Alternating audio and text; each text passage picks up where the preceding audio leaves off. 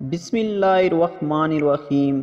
میرا نام صدف ہے اور میری عمر 30 سال ہے۔ میں ایک شادی شدہ عورت ہوں۔ کالج کے زمانے سے ہی مجھے محبت کا شوق ہوا۔ اس کی بنیادی وجہ سٹوریز اور موویز ہے، مگر شادی سے پہلے ایک دفعہ بھی مجھے پیار کرنے کا موقع نہ مل سکا۔ پھر میری شادی ہو گئی۔ اس وقت میری عمر 24 سال تھی۔ آج بھی میرا فگر غضب کا ہے اور اس وقت تو اچھے مردوں کی نظر میرے تعاقب میں ہوتی ہیں۔ اب میں ایک بچے کی ماں ہونے کے باوجود بھی کافی خوبصورت ہوں۔ میرے شوہر ایک ٹیکسٹائل فیکٹری میں ٹیکسٹائل انجینئر ہیں۔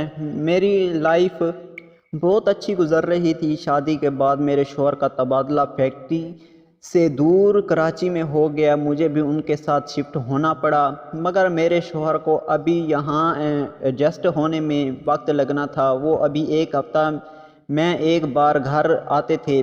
ایک دن میں اور وہ ایک بار سے زیادہ میرے ساتھ پیار نہیں کرتے تھے، جس سے میری خواہش پوری نہیں ہوتی تھی۔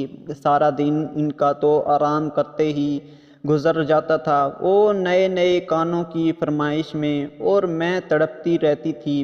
کچھ عرصہ تو میں ایمانداری کے ساتھ زندگی گزارتی رہی، مگر پھر مجھ کو ضد ہو گئی اور میں نے وہ سب کچھ کر ڈالا جس کا کوئی شریف عورت سوچ نہیں سکتی۔ اس وقت میں ایک بچے کی ماں بن چکی تھی۔ مجھے معلوم تھا پیار کیا ہوتا ہے۔ میرا بچہ آپریشن سے ہوا تھا۔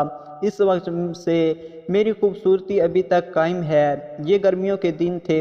میرے شوہر 2 دن پہلے ہی اپنی جاب پر گئے ہوئے تھے اور اس بار وہ مجھ سے ملاپ نہ کر سکے تھے کیونکہ مجھے ماہواری آ رہی تھی۔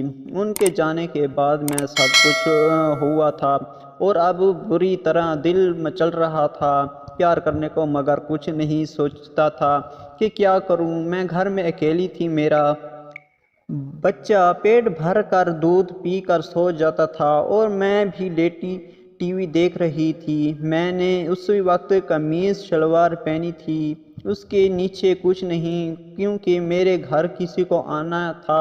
یہاں ہمارا کوئی جاننے والا نہیں تھا اور نہ محلے میں کسی سے اتنی سلام دعا۔ اچانک دروازے پر دستک ہوئی اور میں نے سوچا،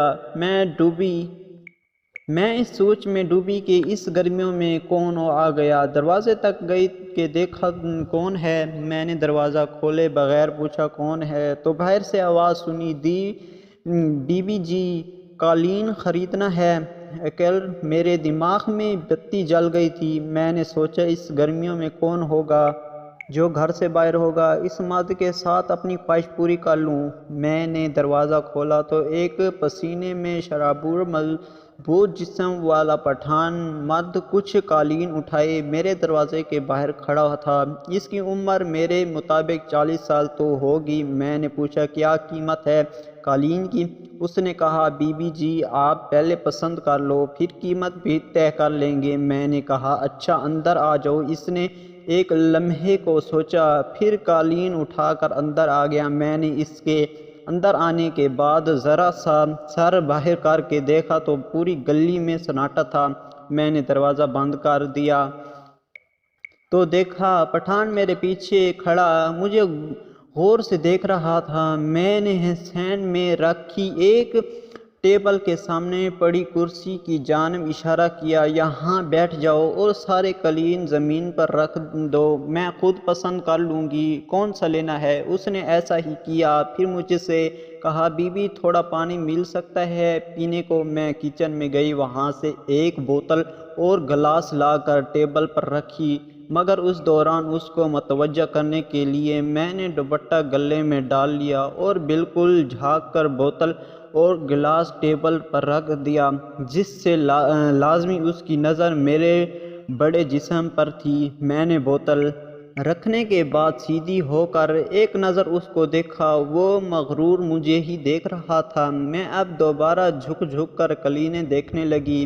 اس دوران اسے ایک سائیڈ سے میں نے اپنا دوپٹہ نیچے گرا دیا تھا کہ وہ اچھی طرح میرے حسن کا نظارہ کر لے۔ ویسے مفت کا مال کیسا بھی ہو کوئی مرد نہیں چھوڑتا۔ پھر میں تو ایک اچھی خاصی خوبصورت عورت تھی۔ میں نے محسوس کیا کہ وہ پانی پینے کے دوران مسلسل میرے جسم جائزہ لے رہا تھا۔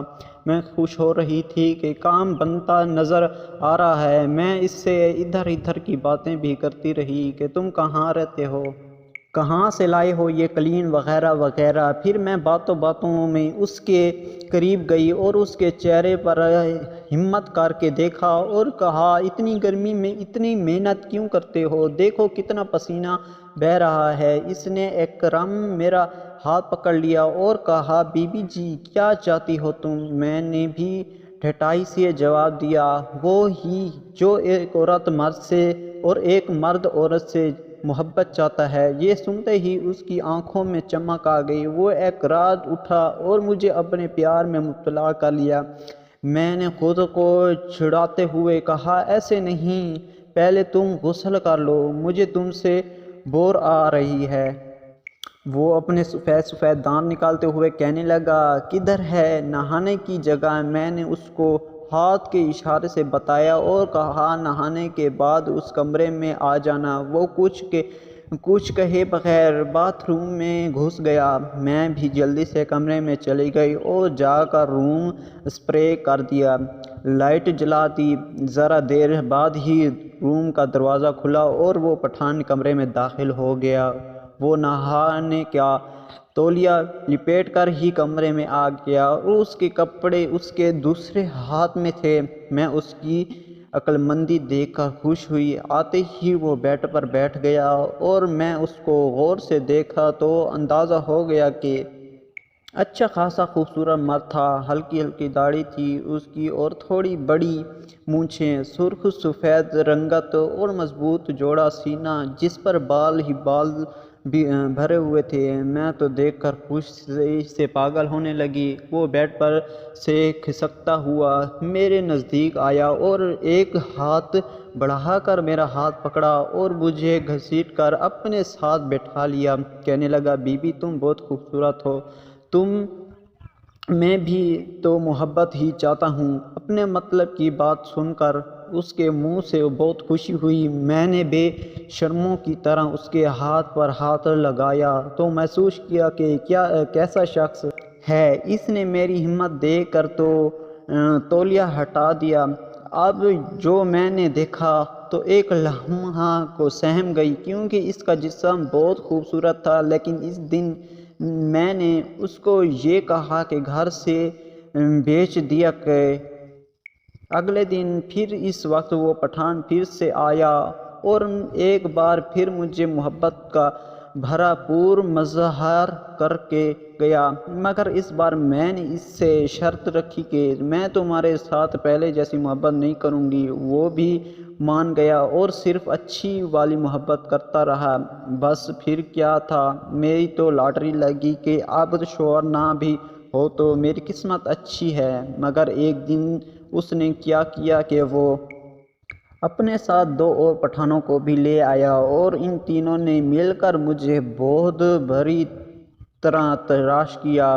اس دن میرا حال ایسا تھا کہ جیسے میں مر جاؤں گی، میرے بدن میں بالکل جان نہیں تھی۔ اگلے دن پھر وہ پٹھان آیا، مگر میں نے اس کے لیے دروازہ نہیں کھولا، بالکل اس کو چلتا کیا۔ پھر 10 دن تک وہ مسلسل آتا رہا، مگر میں نے اس کے لیے دروازہ نہیں کھولا۔ پھر کچھ مہینوں بعد میرے شوہر کا تبادلہ پھر کسی اور جگہ ہو گیا۔ پھر نہیں معلوم وہ اتنا زبردست پٹھان کدھر گیا۔